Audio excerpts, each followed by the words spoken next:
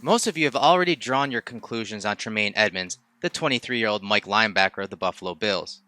The expectations for the highly drafted, insanely gifted linebacker were sky high, and I know that is closely tied to your conclusions. So I'm not here to convince you otherwise. What I'm going to do in this video is show you the value that the talented linebacker brings to Leslie Frazier's defense. The Mike linebacker spot, crafted by linebackers coach Bob Babich, is one that funnels plays to Edmonds. Milano and others are the aggressors, the downhill players who create chaos and make plays behind the line of scrimmage, the splash plays.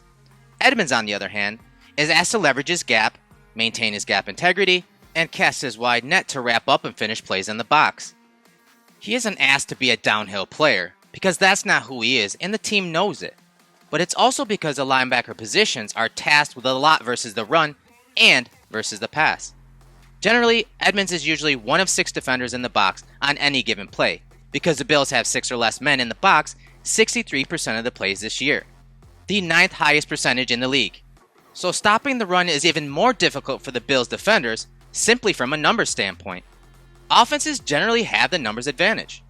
When the Bills have 6 defenders or less in the box, Edmonds has an average tackle depth of 1.3 yards, which ties him with Fred Warner and Devin Bush and puts him just ahead of Roquan Smith.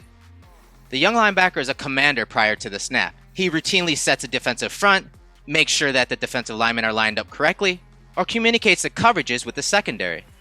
We see his chase and tackle abilities shine when the ball hits or bounces out wide. Generally, he'll be stacked in an A gap, but as soon as the ball bounces out wide, the team counts on him to minimize the gain. His length is an asset to his tackling radius, but it also allows him to shrink passing lanes. I should say suffocate passing lanes the closer to the line of scrimmage he is. That's why he leads the league in batted passes. The Bills rely on Edmonds' length and range because it is at the core of their defensive strategy. He is crucial to the Bills' ability to defend the middle of the field. How so? Let's dive in. The Bills play a heavy dose of 2 high safety coverages to the tune of 66%, the 6th highest frequency in the NFL. That means when those calls are being made, Edmonds, Milano, and Johnson are routinely asked to cover a lot of area underneath. They are routinely stressed horizontally and vertically, and have held up their end of the bargain this year. Edmonds has the range to quickly get to the depth in his drop and not allow a receiver to get behind him, but he also has the size and speed to carry tight ends and receivers down the field. When the Bills drop into zone coverage, something they do 58% of the time, Edmonds is once again asked to choke routes and take away targets over the middle, the biggest area of the field. And this isn't just in the short and intermediate areas. He rarely gets credit for eliminating options for quarterbacks in zone coverage, and how that can affect a play, because there aren't many stats to show for it. Look at how he takes away the quick pass, gets Ben to hold on to the ball, allowing the pass rush to get home. What about this play on Poyer's interception? He jumps the route in the hook to curl area and forces Heineke to move on in his progressions. Heineke moves all the way across the field and completes the pass to Jordan Poyer. Let's add some more context to the Edmonds conversation. The Bills have only allowed 463 yards over the middle this season, the 3rd fewest in the NFL. Over the middle of the field, opposing quarterbacks have a quarterback rating of 50.9, an average yards per attempt of 5.2, and have thrown 6 interceptions, all of which are number 1 in the NFL. The Bills are routinely eliminating plays over the middle, thanks to Edmonds and others' athleticism and tackling. This allows the secondary to shut down big plays down the field.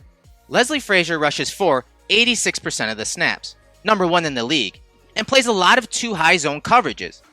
Coverages like Cover 4 and Tampa 2 in order to minimize explosive plays. And they have done that so well this year. They've only allowed 6 passes over 20 yards, so 4% of the passes they've faced. Both of those numbers are tops in the league.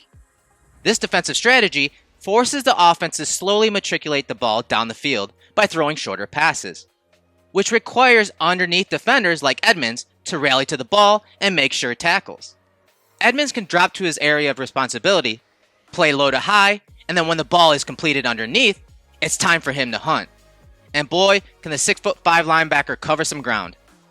While we would welcome more splash plays, his reliability, consistency, and athletic traits are valuable to the defensive strategy the Bills employ. He has a wide range of traits, maybe none that are elite, but it's those traits that are such a unique value to the Bills' defense. Edmonds has extremely high floor for such a young player, with the ability to still hit his ceiling with more years under his belt.